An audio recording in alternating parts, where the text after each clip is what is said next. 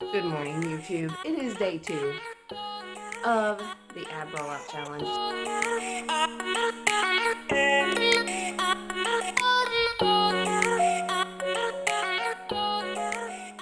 We've got 15 to get going. We better get to moving. Now, we might have 15 rollouts to do today, but remember, the reason why we're doing these is not to change like our waistline or trim our waistline or anything. That's all done in the kitchen.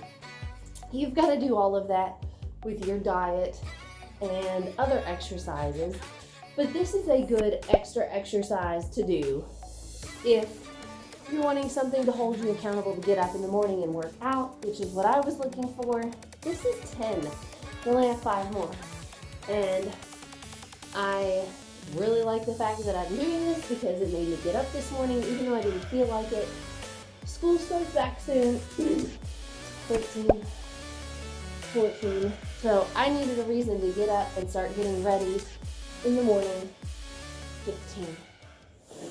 And you guys make it a whole lot easier. You give me a reason to get up in the morning and get moving.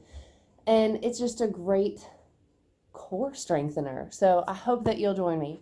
I'll see you tomorrow.